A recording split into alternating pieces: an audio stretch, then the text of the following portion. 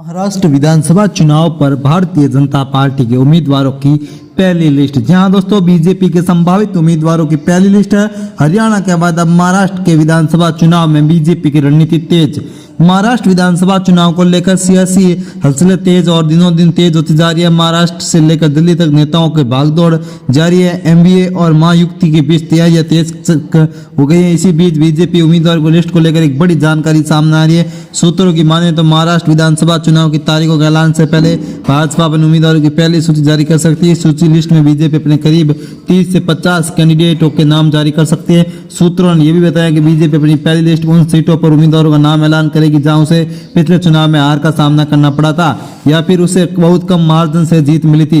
महाराष्ट्र विधानसभा चुनाव में बीजेपी जिन सीटों पर कैंडिडेट उतारेगी उसमें रिजर्व सीट भी होगी। दलाल ये पहला मौका नहीं है जब बीजेपी ऐसी करने जा रही है। इससे पहले पार्टी पिछले साल मध्य प्रदेश, छत्तीसगढ़, राजस्थान चुनाव में ऐसा प्रयोग कर चुकी है। गौरतलब है कि विधानसभा चुनाव में महाराष्ट्र में बीजेपी के नेतृत्व वाली एनडीए गठबंधन एनडीए सरकार बनाने के लिए जनता ने स्पष्ट बहुमत दिया था। हाल ही सीएम पेश पर शुरू हुए विवाद के बाद शिवसेना एनडीए से अलग हो गई और फिर बाद में शिवसेना ने कांग्रेस और एनसीपी के साथ मिलकर सरकार बनाई। हालांकि सरकार ज्यादा दिन चलेगी नहीं और साल 2022 में एकनाथ शिंदे ने 40 विधायकों के साथ पार्टी अलग हो गई और बीजेपी के साथ मिलकर सरकार बनाई और प्रदेश के मुख्यमंत्री बन गए। इसके बाद साल 2023 में बीजेपी ने शिवसेना के साथ अजीत पवार भी होने के लिए सरकार में शामिल हो गए। उसी के बाद यहाँ पर पूरी तरह से समय बदल गए और बीजेपी यहाँ पर काफी मजबूत नजर आई। इसी बीच दोस्तों काफी बड़े चुनावी माहौल यहाँ पर नजर आ रहे हैं। ऐसे में दोस्तों बता दें कि भारतीय जनता पार्टी काफी महत्वपूर्ण है और ऐसे में